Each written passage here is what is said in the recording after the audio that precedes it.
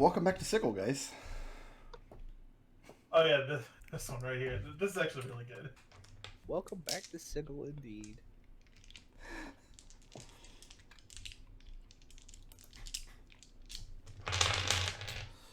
Do I have all my... Yes, I do. Okay.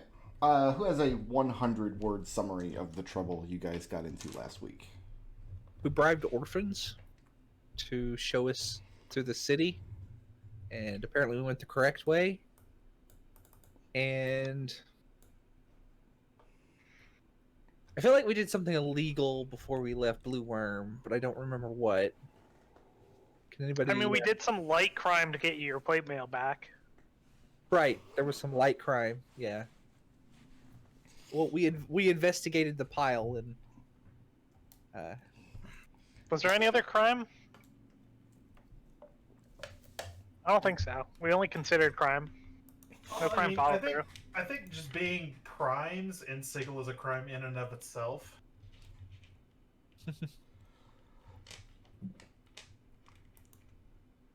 But I think we went. I'm assuming we went this way along Sigil, and then we came over here. We have no way of knowing. But we wandered through the ladies' ward. Some street urchin helped us through the ladies' ward. We ended up at the bazaar. Yeah, the gymnasium. And like I think Lucius, when we left off, Lucius and Gus had wandered off to go get into fights with the people in the gymnasium, while everybody else was like, "Hey, this gnome over here is shooting arrows." Lucius is not about getting into fights with people here. He's more interested in seeing how people do magic here. We are D&D PCs. There is no other way for interactions to go. That's not true. We could get into persuasion. It's a word fight. Profiling. It's a word fight. Treble, that's profiling, and you know that's wrong. It's a word fight. That's literally a fight. Okay, anyway. He literally just made that up, people. I'm gonna word fight this person. I make up most of the things I say. Is that actually someone's working on like a system with like social AC and whatnot to actually make that work, right? Yeah, I was just trying to figure out, is that like an actual tabletop meme that I'm not aware of? Word fights? Not that I'm aware of. Okay. Well then... It's a lingo I'm trying to get to catch on. No, I was just trying to defend my position of all D&D interactions or fights, and it's what came to mind. So now you've heard... On the other hand, the fight that we're getting in with Treble right now is reinforcing his position.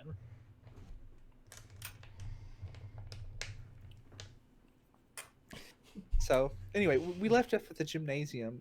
Treble, how's this word fight going for you? You think you're winning? Listen, in the arena of word fights, I fight unarmed, for I get better unarmed bonuses. Get better combat bonuses that way. It's working great. Working great. I'm just gonna backpedal the hell out of this conversation. Why would you need arms in a word fight? I guess unless it's a sign language fight. Yeah, you have to quickly retrieve the arms from the safe. Wait. That every chance I get. I thought it revoked your reference card. Never. You can. It's in Utah, and you're. I don't recognize Utah. Not a reference. I don't either, to be honest. Okay. I did see. I think it was on YouTube. Somebody had a kind of tongue-in-cheek solution to our energy crisis, and it was to just turn Wyoming into a wind farm. Like, nobody lives there anyway. It's just this big stupid square nobody cares about. Let's just turn it into a wind farm. It's like, I'm actually on board with this. But yeah, I really do not remember what happened because I wasn't able to make the video this week because I've had computer problems all week. We heard this ice storm rolled in once in a century. Everything just broke like this entire week. My internet has gone down like 3 times. I've lost power twice. Were you able Like- to retrieve your arms from the safe?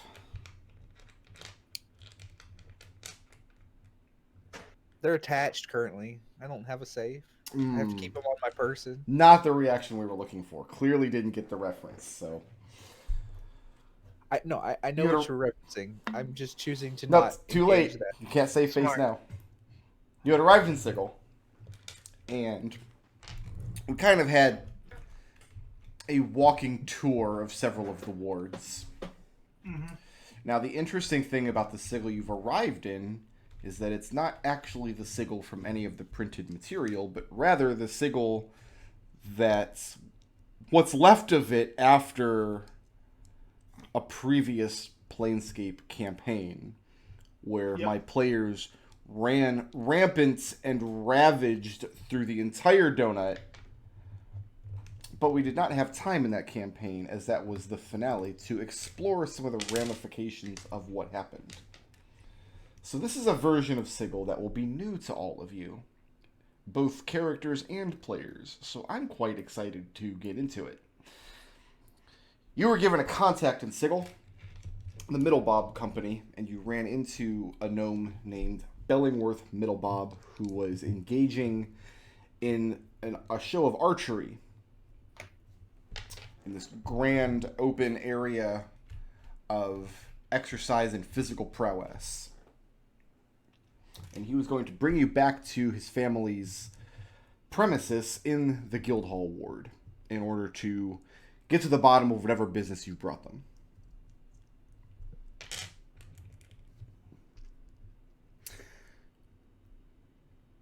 He makes some stops first.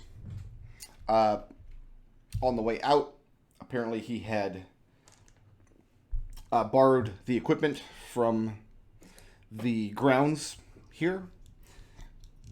So he goes back up and returns the equipment he was using, a short bow, some number of arrows, changes out of the uniform with the green slash through it, receives some number of coins back by way of deposit, most likely, and begins leading the lot of you through the Guildhall ward. Yep. The shop he brings you to is fairly small. It reminds you kind of superficially of Mad Metal's shop in the way that clearly it's dealing with a lot of clockwork mechanisms, especially, and some of these are showcased on the street. In fact, it gives the building a kind of distinctive look, as the buildings that surround it have the more traditional Sigillian metal and blades and spikety bits motif. He brings you in the front door of the shop, and it's a very cramped space, but they're making use of every inch of it. So there's actually a level of comfort on what is their show floor, where they have this centerpiece in the middle with the more dynamic mechanical structures they're showing off, and there's actually space for everybody to move around this centerpiece and then examine the smaller or more esoteric or more fragile pieces being shown on the walls around. Bellingoth tells you that his cousins are tending the shop, and they're the ones that see to all the business, and he'll be glad to go back and retrieve them. And in the meantime, he leaves you all to peruse the shop's wares.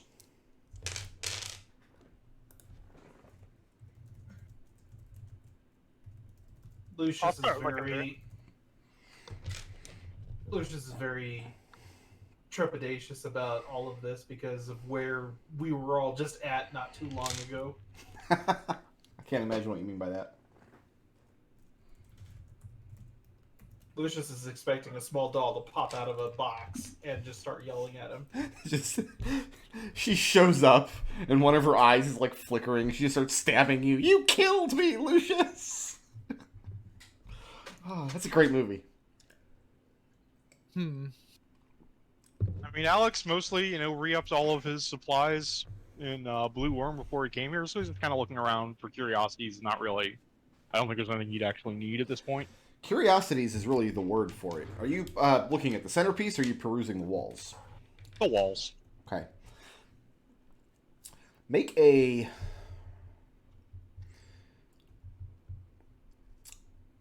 you're an artificer. Let's go ahead and use your spellcasting ability score. Just make an ability check. I think it's intelligence, yes? Yeah. Yeah, do an intelligence check. That is an intelligence check of 17. And you have Scrappy with you, right? Yeah. Okay. A lot of the things that they're showing off, at first they catch your eye. Like, these are the kinds of modifications that you might build for Scrappy. Like, there's a thing that kind of looks like a small spyglass that could affix to the front of some kind of construct's eye to give it telescopic vision. And you're like, oh, that's a good idea. And you see several other things, storage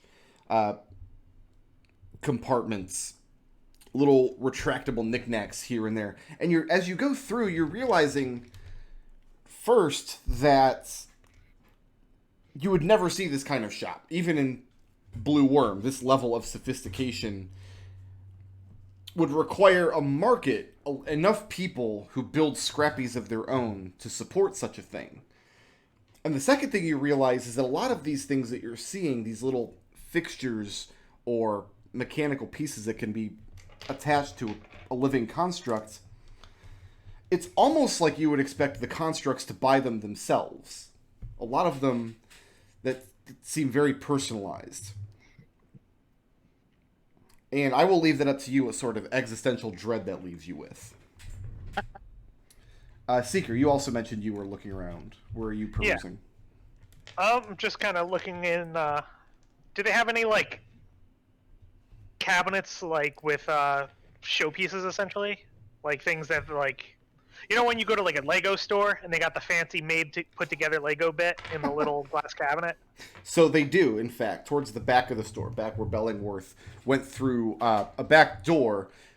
All that was back there was this very narrow, gnome-sized staircase leading up to the living quarters above the shop. But to get there, he had to go behind a glass showcase, and looking in it are extremely intricate mechanical art pieces, music boxes, snow globes, and that sort of things, like small mechanical dioramas. Carefully kept under lock and key because these are by far the most fragile and most intricate pieces on display in the store. Nice. Make an Arcana check. Okay. 15. What sort of study, if any, has Seeker done into the Outer Planes?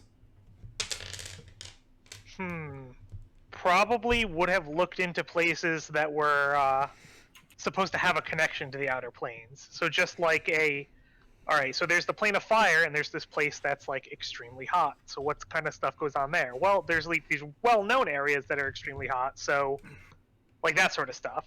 Like places that are like that have like a impinging, basically.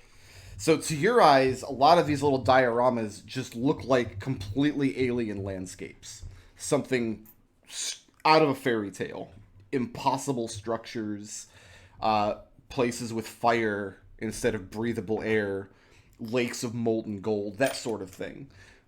Beautiful artwork, but also unsettling and hellish in its own way. What about the rest of you guys? Lucius is looking at the big centerpiece. And Connor? Connor is by the door, fidgeting nervously. Kind of like tapping the heel of his boot, rubbing his head a little bit. Connor, or Lucius, going to the center of the room. The showcase piece in the center, it doesn't look like it's actually a mechanical piece unto its own. Instead, it looks like a demonstration of something much too large to show in the shop. What you see is a kind of topographical map on the bottom. So you can see the little settlements and farmland and things. And in the center, where their big mechanical structure is built, is this massive tower of wood and metal and gears and chains. and there's a large operating room connected to it with what to your eye looks like a winch where somebody could go in and work this large lever back and forth and back and forth. And as it does, it winches up this huge, whatever it is, carrying whatever load you need to, up and up and up, high into the sky. And you kind of follow it up, and your eyes go upwards, and on the ceiling of the structure, the little demonstration piece, you see another topographical map, upside down compared to the one on the bottom. Again, with little settlements and lakes and mines and roads.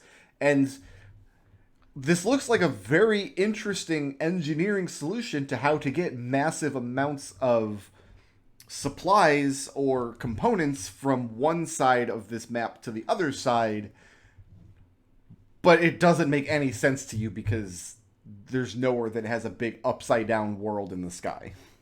Lucius kind of stares like loses his balance, falls on his ass. Connor, kind of nervously waiting by the door, banging your foot. You notice that the room is lit very brightly from above, and your eyes kind of pan upwards, and you're pretty sure you're looking at a kind of skylight set on some kind of mechanical apparatus in the domed roof of the place.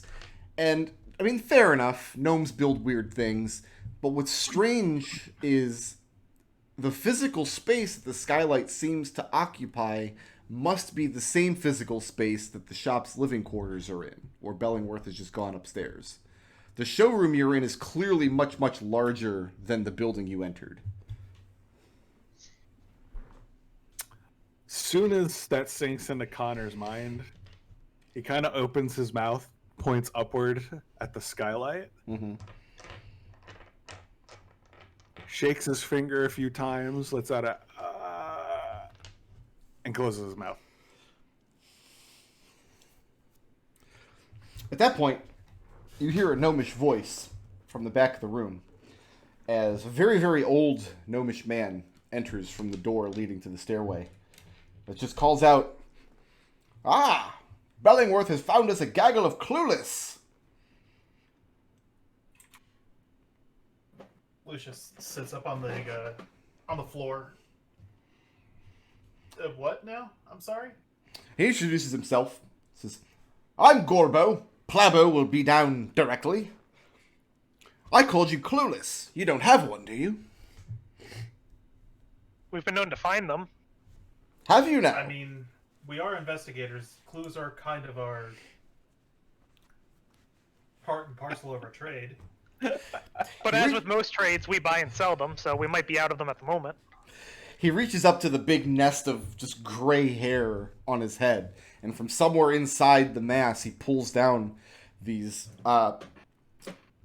smoked black goggles down over his eyes. And he reaches back by the door and he throws the switch on the wall, and suddenly the whole room is enveloped in the brightest darkness you've ever seen. So you can't see in the traditional sense. You don't know how far away the walls are, how far away each other are, but you still have a sense for being in the physical space and being able to kind of see movement. It's very bizarre.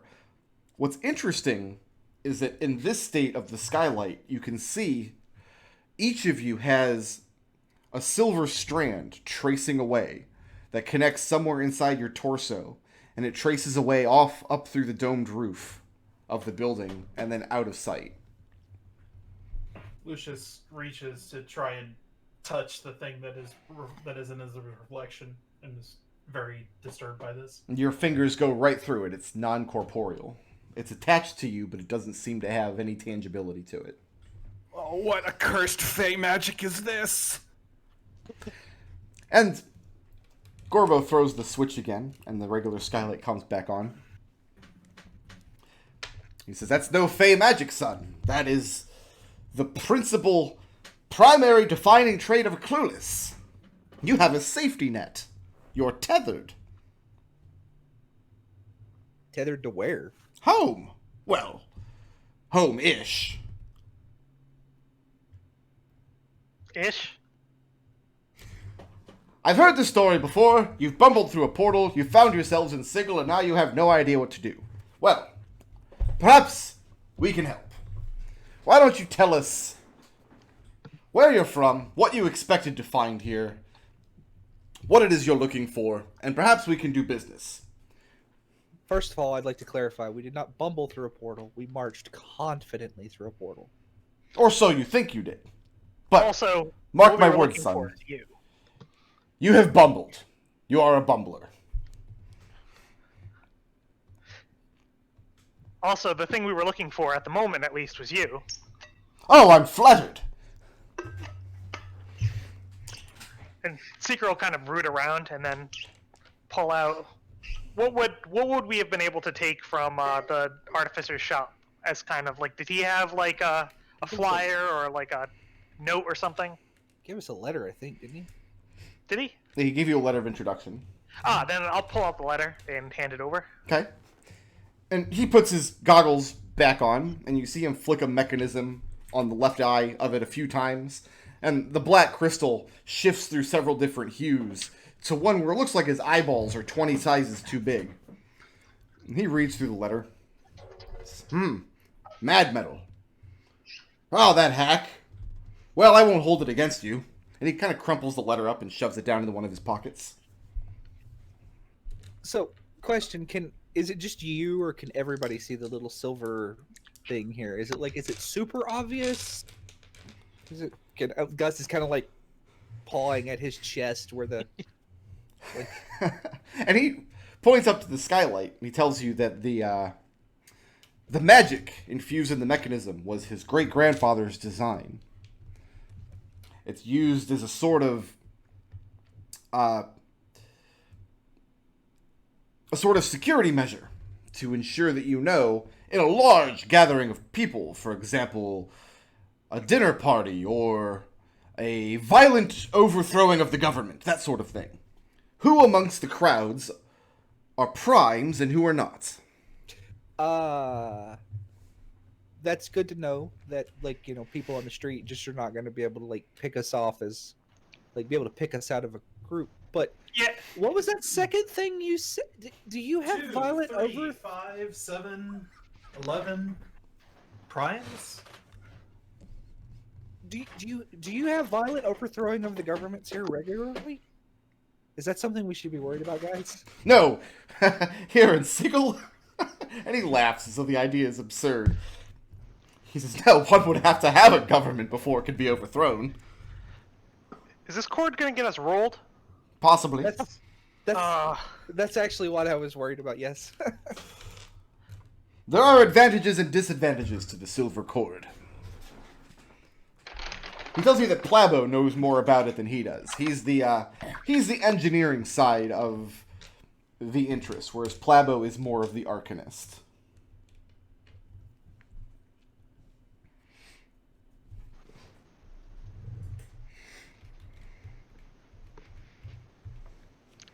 Seeker just looks like he's frowning in thought down at the cord for a moment. I mean, to be fair, I'm pretty sure we've gotten rolled already at least once. A child that got us in this direction. How long have you been in Sigil? A couple hours? Couple of hours. Oh, a few hours. Yeah, I want to say about 5, 6. Then yes, within mathematical certainty, you have been, how did you put it? Rolled? Most clever terminology. The vernacular of you primes. Can we cut the cord? Oh yes, absolutely. Should we cut the cord? No, you would die immediately. That's the worst idea you could possibly ever have. Many, many primes have died looking for a way to cut their cord. Because, as stated, the cord is your connection to home. And without a connection to home, a prime can't exist. Do you have? Is there a way to fake having a cord? He tells you that's a very interesting question. and wants to. That's the kind of thing that he would expect an investor to put down large quantities of platinum to find out. An easier question: is there a way for us to fake being people who have faked having a cord? He's not really sure he understands what you're getting at. Seeker's trying to bring this one step further, and if there was a way to fake having a cord, he wants to fake being them. So that when people look into them, they go, oh, these are a bunch of primes. They look one step closer and go, oh, God, or not, or rather, these are a bunch of, which prime materials? Primes, yeah, I got that right. Look one step further and go, oh, wait, actually. Double bluff, in other words. Right. So, another voice behind Gorbo, this one even older and more crickety, somewhat quasi-answers your question. And he tells you, to a discerning eye, a prime is always a prime, whether you have a cord or have dismissed it or found a way to hide it. The second gnome that enters the room, shorter and older, and leaning very heavily on a knobbled cane, but also much better kept. His hair and his mustache and his beard are cleanly trimmed and brushed. He's wearing black and purple robes over his clothes, and he has an insignia inscribed in cloth of gold on the robe that you take to be the middle bob insignia. It's the same one as you saw on the sign outside of the house. And he's addressing Seeker now and says, I will give you a piece of advice for free, but only one. Would you hear it? Sure. He tells you that your status as a prime is a mark of pride that should be worn clearly and openly. The planes fear and respect the primes. That's why they are treated so badly. So why did you also give us the name of Clueless? And he looks at Gorbo. It's consarnate Gorbo, you have to do the thing with the astral light every time. And Gorbo's kind of snickering to himself. Forgive me, my cousin has caught you up in one of his less seemly parlor tricks. There was a time when our whole clan hailed from the prime material. That was generations ago. Many still live there. But we would hear your business. Did you say you were sent by Mad Metal? More sent by the way of introduction. We have a task to accomplish here, and he said that you were some trustworthy contacts in town. Help us get our bearings. Plabo nods. We were seeking a temple to a goddess named Ospram, and its patron, its priest there, I believe his name is Yashnars. He tells you this temple is known to him. Where might we find it? In the one place in Sigil that no prime should want to go on their first day. Awesome. So, good recommendation for folks can get breakfast. What was that? Good night's sleep. I heard Destil break- kind of exhale something there. Is am I better now? Yeah. Yeah. you're So do you have a good recommendation for someplace we can get a good night's sleep and a hearty breakfast to go there tomorrow? Is it a better place to go on our second day in Sigil? Plebo recommends a particular flop house nearby. He says it's near to the gymnasium, and the Transcendents use it often as lodgings when they're in town. They'll give you a fair deal. They won't try to. It's one of the few places that won't try to rake you aside, as it were. Transcendence. I do appreciate not being fleeced, of course. Yes, the Transcendent League. Our cousin Bellingoth is a member. That's where you ran into him in the gymnasium, yes? Yes. I'm assuming Transcendent means they're trying to master some martial art, magical art, whatever. It's a place of training, right? As that, Gorbo kind of, again, chuckles to himself. Plabo scoffs. Tells you that he's lived in Sigil 200 years, and if he lives here another 200, he'll be damned if he'll ever understand what the Transcendent League is about. Do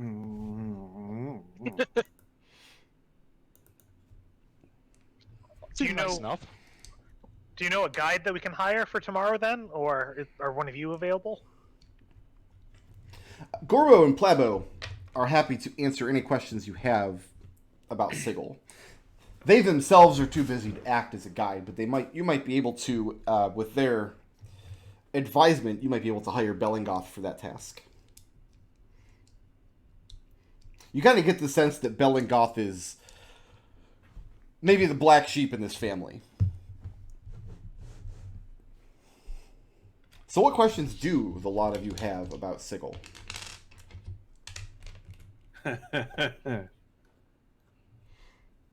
So, Go ahead, Gus. so you said there's no government here. Then why? There were guards. Oh, there are guards, all right. Who's in How did- charge of them? How do things get run? Yeah. You say that there's no government, and yet you have presumably a system of laws, a system of penalties for violating those laws. People to apprehend criminals who break those laws. They tell you that the hardheads govern themselves, more or less. They work for a group called the Fraternity of Guidance. The Fraternity of Guidance is a self-appointed. The word law is a kind of bad word on the streets of Sigil, and in fact, you're cautioned to be very careful who hears you say such a thing. The Fraternity of Guidance, their job, or so they say, is to guide the city by codifying the advisement that comes down from the Sigil Advisory Council. The Sigil Advisory Council is as close to a governing body as the city has. It's a loosely organized group of 38 people that come together and vote on particular ways that the city should adjust or move or be guided into. Those advisements are passed on to the fraternity, and the fraternity in turn guides the hardheads. I got the impression that the hardheads kind of just grab people off the street that they don't like the look of, with no. At least that's the impression the children gave us. Oh yes, that happens. It's bound to happen. I mean, they're hardheads, aren't they? Says Garbo. What happens if they try to this and I end up fighting one of them? Like, what is the repercussions for that? I imagine you would die. I gotcha. All right, so how do we not be people who they don't like the look of?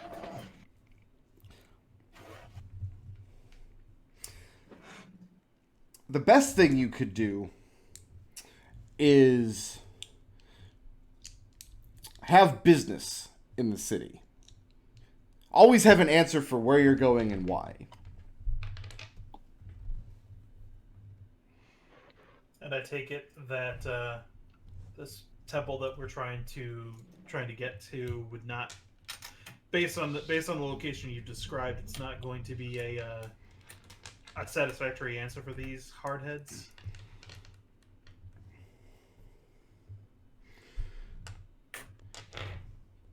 He tells you that temples in general have kind of fallen out of favor in Sigil in recent years. Whereas there used to be an entire kind of temple district in the Ladies' Ward. many of those temples have dispersed or disbanded over the years as the worshippers have filtered back out to the outer planes of influence. So worship isn't a taboo in Sigil, but having an organized temple... Well, most Sigillians wouldn't see the difference between, say, attending Mass regularly at a temple or being in a cult. And most Sigillians are adamantly opposed to the idea that some organization or indeed some power from the outer planes should dictate your behaviors in your life. As a result, most of the temples have disbanded. The temple you're talking about, the Temple of Ospram, is a little different in that, first of all, it was never in the Ladies' Ward to begin with. It's in a place called the Hive. And second, that Ospram is not unique, but notable amongst the greater powers for being more powerful on the prime material than she is on her home plane. Huh.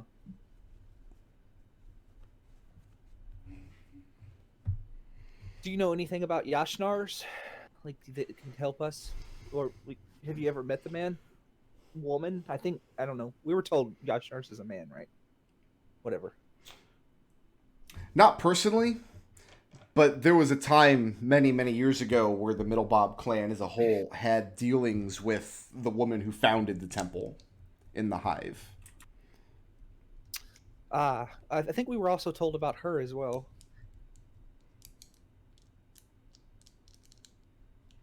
How many Are you years? still on good terms then? Should we mention you? The cousins here have probably never met them. This was generations ago.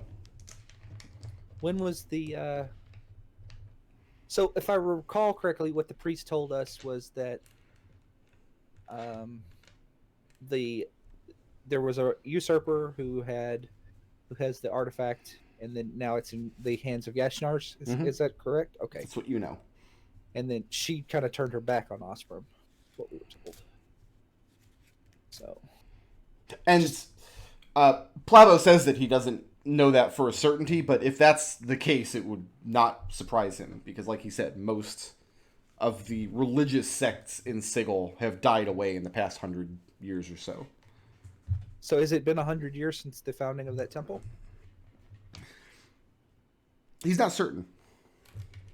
It's difficult to say, specifically because of the temporal warping you can get traveling to and from Sigil, as the measure of his business is something he does considerably. Sometimes he returns to Sigil to find that years have passed.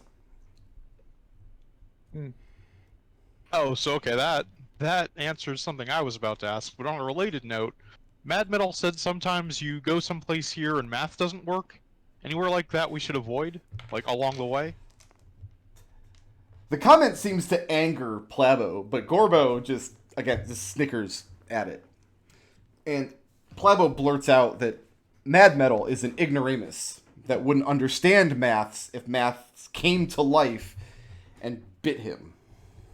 Is that a thing that can happen? I'm assuming that's a thing that could actually happen in a place such as this. Gorbo says he knew a guy once that it happened to, and Plavo tells him to shush.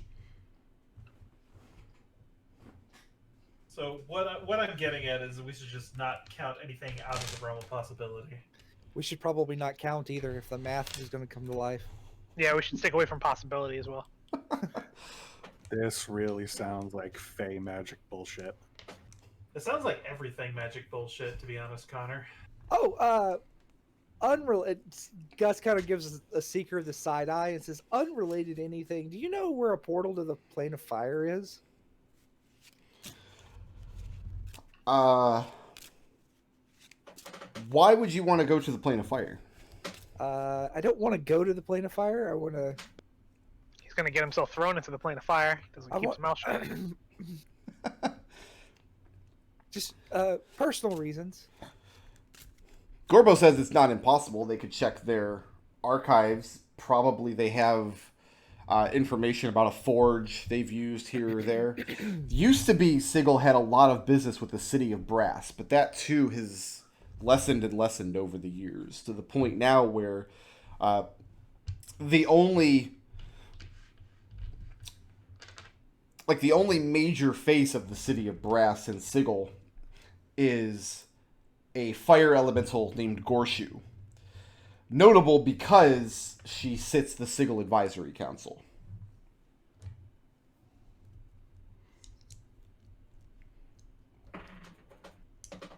So yeah, given time, he could point you to a portal, probably to the city of Brass. I think we're good for the moment. Very well. Seeker glares at him. At Gus, that is. Seeker, listen, it's not healthy. You need to do something. Like we gotta sit down and talk about this when we get back. Something. I'm worried about you, dude. All right, so we know where we're going. Mm-hmm. We know what we need to do there. I think he also told us that you would be able to do something about the fact that you can't pay for anything with anything but platinum here. Plabo tells you he can give you the name of a reputable moneylender, one who won't swindle you. That's not a service he can provide here, but he can make sure that you're not taken advantage of. They ask how much, if you don't mind the question, how much platinum have you come to Sigil with? How much actual coin are you carrying?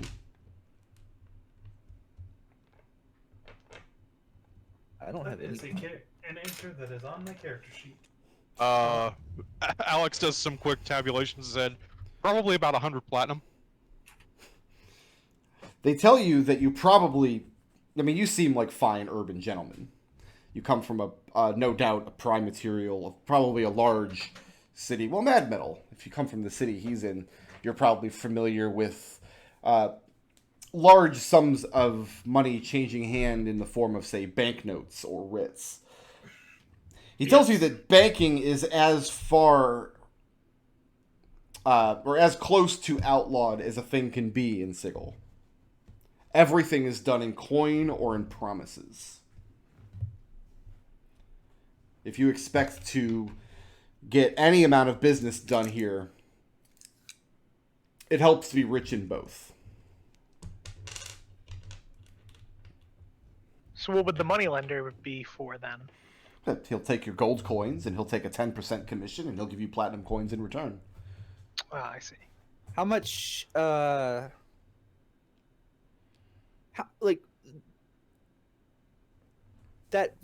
Those breads I tried to buy over here in this district over here somewhere they were like 8 platinum a piece, weren't they? Or something stupid. Where So, It's like 4 platinum per half. in the They were ladies' ward? distressingly Yeah. expensive. Yeah. So like, is everything that expensive? He tells you that sounds. If this happened in the ladies' ward, this tells you that this was a very strong message being sent that you're not the kind of customer they want to have. I mean, I don't think I look over. Am I that unruly? I'm wearing new armor. It's all shiny and stuff. I haven't even been hit in it yet. The two gnomes that might- exchange a glance and look back and say, it's not about how you're dressed or even how you carry yourself. It's just Sigillians can tell who the clueless are, even without the fancy astral light. Mm-hmm. I mean, I suppose it's something like somebody from Dunfoss going to Kiska for the very first time.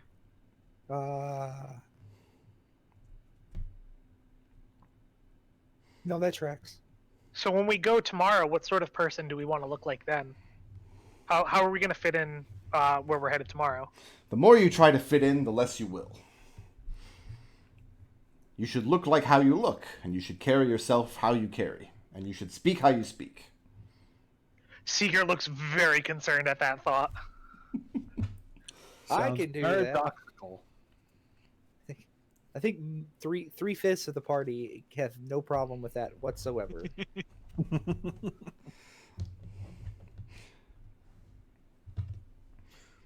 And the gnomes exchange glances again, and Plabo looks back at you and says, You are a group of intriguing primes to me. It does seem that people from the primes, the clueless, tend to wash up in this shop. Perhaps they see a gnomish sign and believe they've seen some semblance of familiarity. Usually, when I'm speaking of my city and I refer to the lady's ward, the immediate question is, who is the lady? But you have not asked, which means you either already know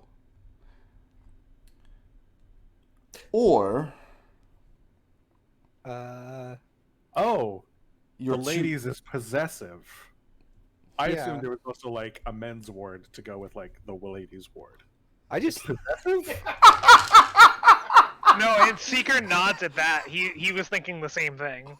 I just thought it was like a Just a a- job title, like you said on your council. Like I mean, don't it's know. like you name the various districts of Dunfoss. Like the names don't really matter so Yeah. much.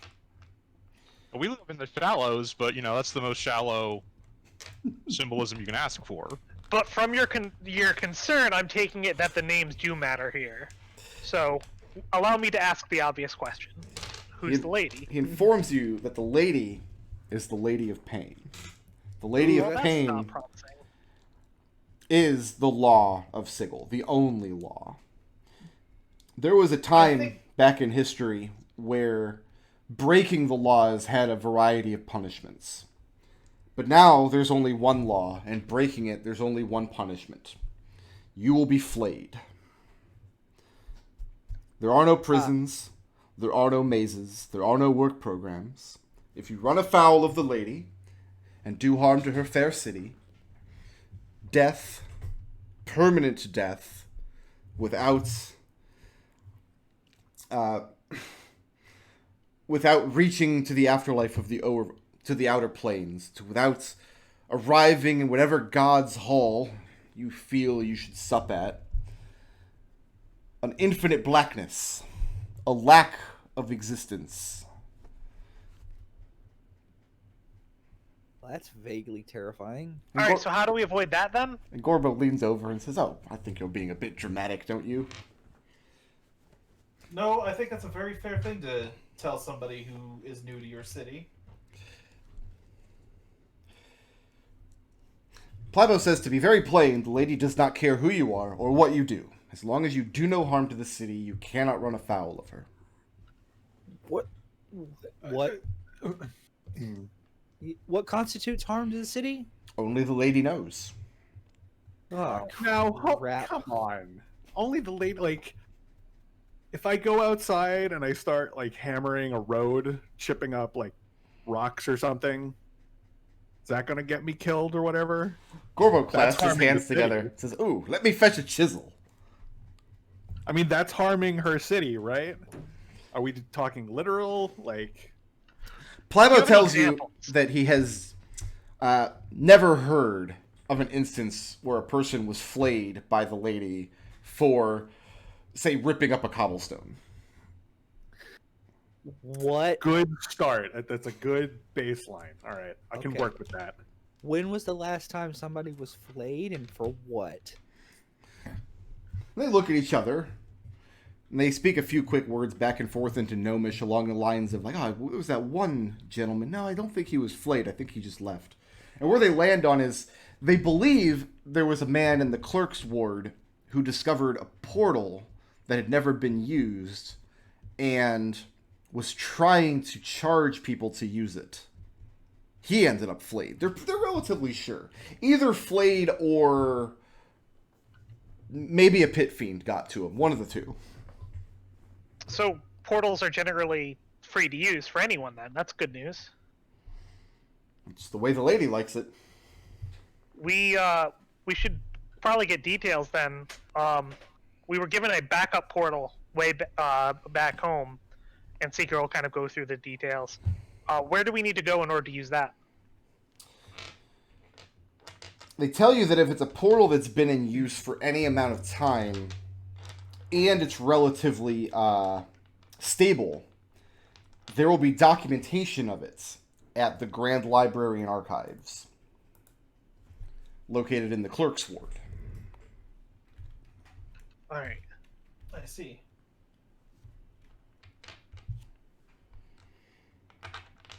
Seeker makes a note of that. We'll have to make sure to make a stop there.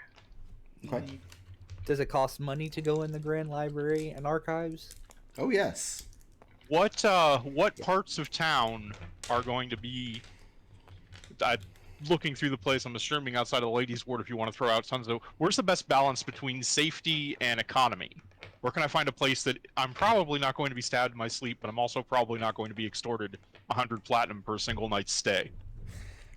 They've already referred you to a place where you could. No, stay I'm just talking about safely. like the districts, like Oh, in terms of just general business. they tell you that if you ever feel completely safe as a visitor to Sigil, the city has managed to trick you. There will always be people who are a danger to you, or your pocketbook, or both. That's absolutely fair. So if you don't have laws, then, other than don't harm the city, say someone is a danger to us or our pocketbook or both, Mm-hmm. how should we defend ourselves? And they both look over at Gus, who's dressed in full plate armor and leaning on his halberd. Blades? And- Magic? And then if anyone asks, we tell them what happened and that's the end of it? Well, a man has a right to defend himself. Okay, fantastic. Thank you.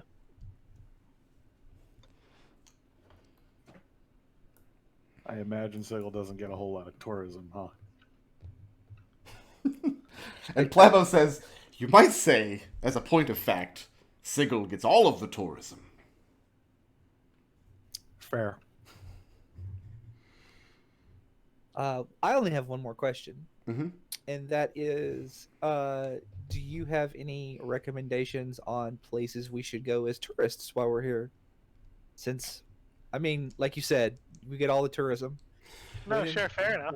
When in Sigil, might as well. He tells you that he imagines you will find great excitement regardless of where you go in town. Okay. It is a once-in-a-lifetime opportunity. It's a fair question. He does caution you, though. Plabo says, it's been many years since he's met one of Mad Metal's contacts, but it is the nature of primes to arrive in a place like Sigil, and the few that can cut it here, the few that can find their way into the flow of the city and the rest of the multiverse, most of them find no reason to return to their prime.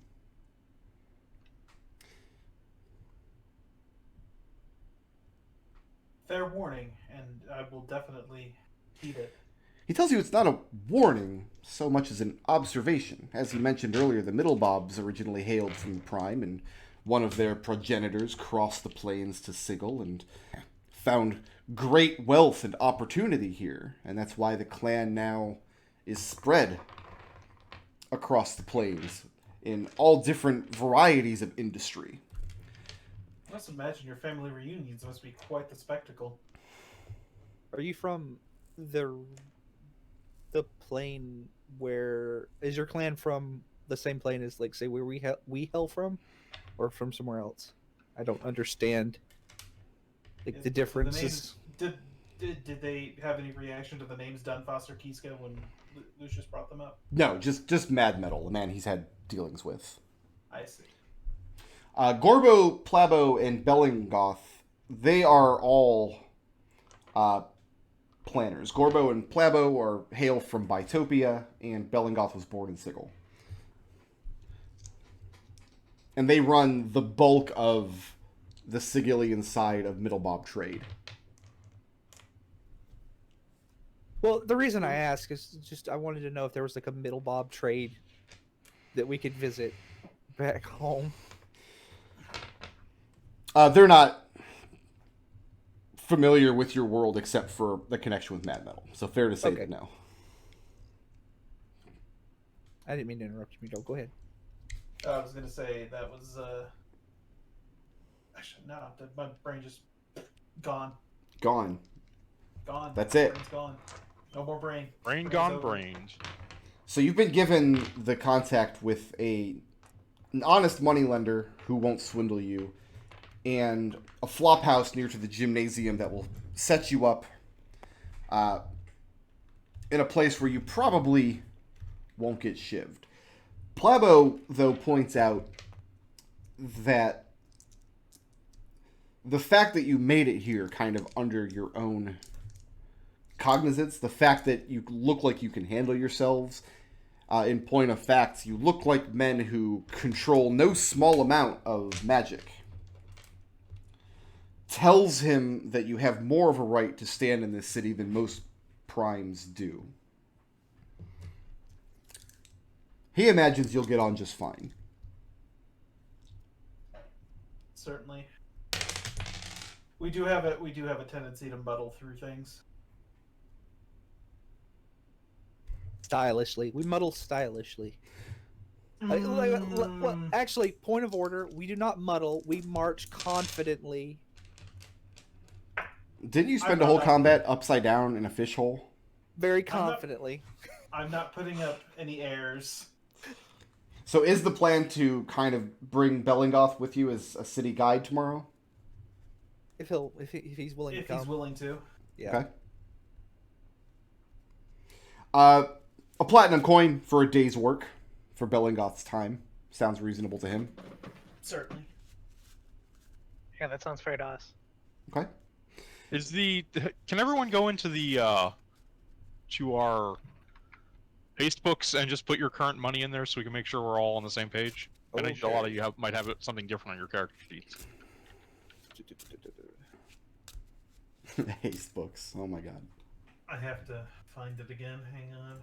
I'll send you a link. Which tells you that it might be pinned. Yeah, it's pinned. Okay. Okay. Oh yeah, no. Lucius is significantly Yeah, this is different pretty from out what of you date. have. Yeah. I think somebody typed the wrong number on mine because I have under me. I don't have 700 gold. You got 500 for something, and I put it on the sheet. I don't remember what. Then I must have not. But I specifically remember when we divided up gold very soon after you were given 500 and never threw it into the party stash. Okay. Because I had 243 and then marked it. In a basic, I've spent like 40 gold on nonsense over the last thing. So I've got 200 gold marked on my character sheet. 203. The moneylender that the Middle Bobs put you in touch with is able to... He'll take as much coin as you want and convert it to platinum and keep 10% for himself. That's the deal. So just assume that 500 gold went back in the party stash, I guess.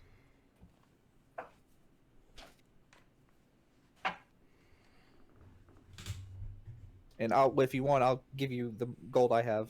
I don't really particularly need any money. I mean, can you just put your money on the sheet so that basically it's just, we need to get this all into platinum, and I don't think we might not have as much gold on hand as I thought we did. We might have a problem. Platinum and coppers. Because not everything's going to cost a platinum. Mm-hmm. Yeah. I've got tons of copper.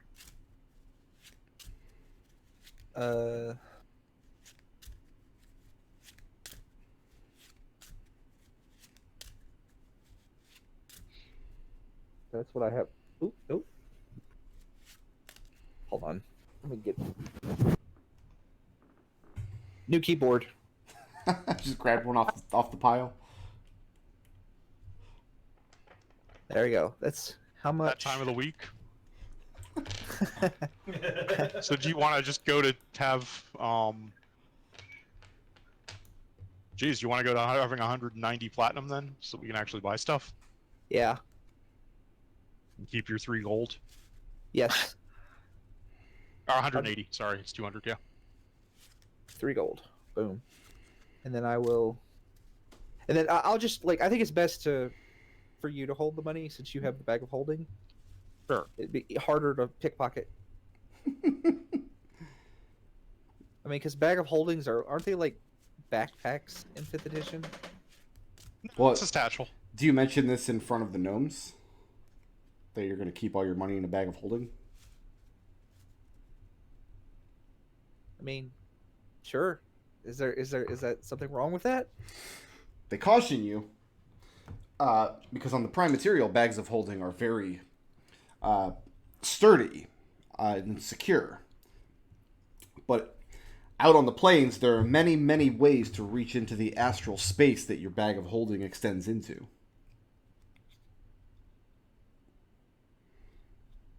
What? Think of it like a pocketbook that's dangling on a chain. I'm just giving everybody 20. We're just gonna divide up most of this then. Okay. So 20 platinum. There. And yeah, I'll spread the remaining platinum I have out between a couple of different inside pockets, a coin purse, and the bag of holding, so that none of that has more than 20 platinum in it. Okay. By the way, Alex, the gnomes commend you on the excellent craftsmanship of your steel defender. His name's Scrappy. You've Well named done, it. Lurth. I mean, if you speak Gnomish. That's such a prime thing to do. What? Name your mechanical badger? I'm sure he's a stalwart defender. Yeah, Scrappy's been through a lot. Yep. Never complains either.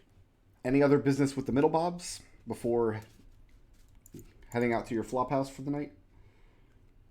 Do we like? What is the day-night Well, cycle what is like? the night, by the way? I don't see Yeah. a sun. They tell you that 12 hours out of the day it is light, and 12 hours out of the day it is dark. This is... I guess that, like, that's pretty functional. Is there a is there a transitionary period, or is it just? They tell you that the light becomes brighter, well, bright as anything can be through the smoke and the smog and the rain of Sigil. And at the brightest is called, it's the time of day called peak, which would be the analog of your prime material midday. And then it begins slowly dimming and darkening until 12 hours later it reaches anti-peak, which is the darkest point, which would be the analog of your prime material midnight. Wait, somebody named your midnight anti-peak? No, I mean, it's that like- would be ridiculous. Somebody named your anti-peak midnight. Clockwise versus anti-clockwise. It's not too far of a stretch. You mean clockwise versus cyclonic? I will hit you, Alex. I want you to know that. I will hit you. I've done it before. I'll do it again. Field says you got like a 50-50 shot, I think. So what's So, next? what time is it currently? Like it's we were wandering through for about like It 4 or was 5 hours. Gray and rainy and filled with smog when you arrived at the Middle Bob shop. What time is it currently, Mr. Middlebob? You ask him, and he flips the switch again, and the skylight switches over a few more times. Until all of the light in the room is diminished, and the only light is coming in through the front windows. And he regards it for a moment, says, "Looks like we're 4 or 5 hours off from anti-peak, I would say." Late in the day. Yeah, I suppose we could all do with the rest then. How dark does it get at anti-peak? Is dark vision good enough, or do we need lamps or anything? He tells you that, to be perfectly honest, knowing the time of day just by looking at the sky is a skill that is honed over a long period of residence in Sigil. Most outsiders can't tell the difference between the day and the night. There are always lamps lit, there are always smog. You can always see the other side of the city above your head. Wait, what? So does the lady live in the ladies' ward? Is that why it's called the ladies' ward? She lives there? Plebo says that great scholars and wizards have devoted their lives to the study of whether the lady actually lives anywhere. And the question is, to date, unanswered. Saying we're on the inside of a Taurus? They spend a few minutes describing the nature of Sigel's physical shape to you. How does anyone know the lady lives at all? Has anyone ever seen the lady? Connor says, annoyed. Yes, Careful. actually. The lady meanders the streets of Sigil, keeping her silent patrol. All Sigillians know to part ways when the lady comes. Like, Anything She else? meanders the streets. Well, you couldn't Yeah. really call it walking. How can we recognize her? Plivo tells you that he's confident you will know the lady if you see her, without any description. all right. Okay, sure. If you say so. Is there anything else all Sigillians know that we should know? He tells you probably many thousands of things. Oh, jeez. Well, I mean, that's why we hired a guide. So, like, I don't necessarily need. I mean, we took a long rest before we came here. I don't need a long rest. You guys have been here for 5 hours, though. You spent the whole Yeah. 5 hours walking through the city streets. So, I mean, you put in almost a full day's march at this point. Yeah, I don't Right. I don't mechanically need a long rest, but I certainly need a place to sleep for the night. Right. Yep. Okay, that's fine. Knowing my luck, I'll start hitting on the lady before she flays me. And like, oh, that was the lady, yeah. You're assured that that's probably the most likely outcome if you were to begin good. flirting with the lady. Excellent. Don't get fresh with So- God power, whatever you called her, of the city. Correct. Got you. So you're told that So, in antiquity, in times far, far, far beyond the memory of any mortal, when Sigil was already old and already the center of the multiverse, the powers that created the planes were able to come in and exit through its doors at will. But this was causing great turmoil for the people who would use the city for trade or transit. And so the lady spoke a word, and the powers were forever expelled from the city, forever unable to enter it again from the outside. And that was the last word that she ever spoke. Doesn't seem all bad. What was the word? And the gnomes shake their head and says that no mortal could utter it. I feel like walking down your street, you see a god walking the other direction, you turn around. So Oh, the lady is no that's god, changed for the better. and she will not accept worship. Oh no, I wasn't talking about the lady. I was talking about the powers she expelled. Although, if you can just visit your god, that might come in handy because I have some complaints. They ask, "Who is your power? Who do you worship?" Carl Glittergold. And they burst out laughing. So you understand. oh, that's so cute. They tell you that there's many of their clanmates back on the Prime, and then the Prime branches of the family that follow that particular power. I actually don't have any information to hand on Garl Glittergold. So let's look up a fandom wiki and see what comes out. No, there's a book for this. My guess is Mount Celestia, but I don't know for certain. He's like I think he's one removed from Mount Celestia, but it's been a while.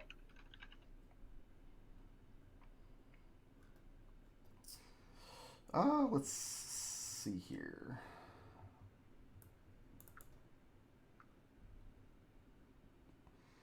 The Forgotten Realms wiki does not have. Mimir, however, says Bitopia, which checks out. Yeah, that sounds right. Bitopia is a good second guess because of how he's a patron deity of gnomes, and Bitopia has a large gnome population. Also, that he has an element of trickery to him, though he is a lawful deity.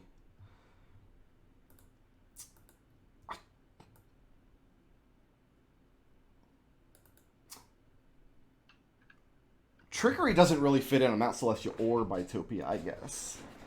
Because on Mount Celestia, you would never trick anyone because trickery is a form of lying. But on Bitopia, they revere the essence of hard work and the sweat of one's brow. So trickery would be seen as a shortcut. So fair to say that whatever outer plane Glittergold hails from, what did you say, Bitopia? Yeah. Probably his realm on Bitopia does not resemble the rest of the plane.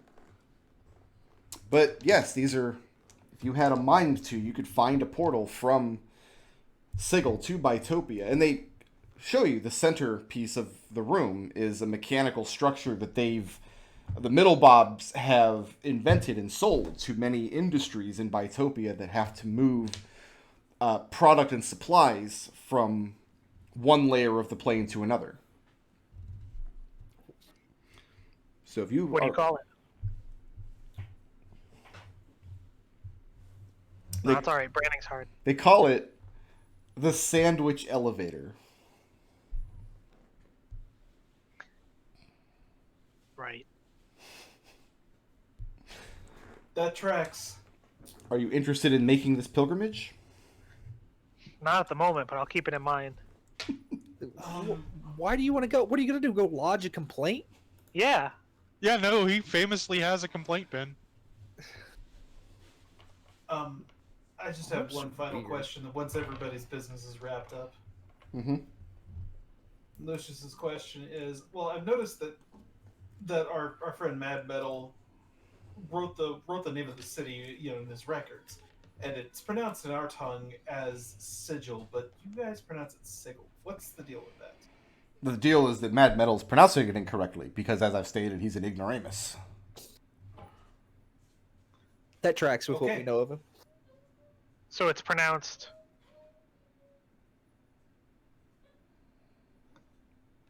Sigil, like they've Okay. There you Got go. You have it. Fantastic. I'm going to step away for 2 minutes to find out what my dog is crying. I'll be right back.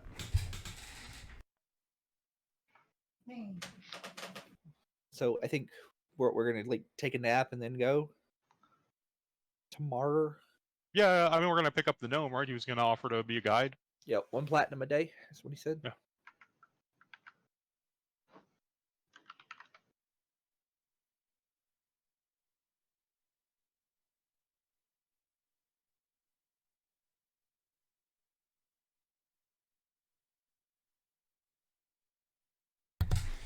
Sorry about that. My wife came home from work early. My dogs were freaking out. They're concerned about it. All right. Where were we Yep. before we were so rudely interrupted? To a somewhat secure flop house, Okay. one that we won't get stabbed. So the way you guys leave things with the gnomes, you can tell that they have, well, Gorbo at least, the disheveled engineer of the twins, seems to take no small pleasure in kind of mocking and ribbing you and the prime material plane you hail from. Not in an entirely malicious way, just in a, get a load of these country rubes kind of way. Whereas Plabo has much more of the air of, like, the concerned guardian. Like, just by virtue of you having washed up on his doorstep, he feels like he's partially responsible for what might happen to you. So you guys hit up the money changer and swap out your golds for platinums and coppers. Yep. Bellingoth is willing to act as a guide for 6 hours for 1 platinum coin. Yep. Mm-hmm. I'll pay that. How much does it cost to have lodging for the night? We're going to call it 100 coppers a head. And the flophouse is nothing special. In fact, it's this enormous, very gray square edifice that faces the, by contrast, extremely colorful and open air grounds of the gymnasium. And you just kind of disappear into the front door of this edifice, and it just it's this honeycomb of walkways and tiny windowless chambers And a chamber is found for each of you after money is changing hands. And inside is just a mat on the floor and a chamber pot and a couple of hooks on the wall for clothes, and that's it. This is just a place to put your head down for a night. All right, I've paid for both of those guys. Okay. Ooh. Neat. Good Go, night. Decent enough. take the benefits of a long rest.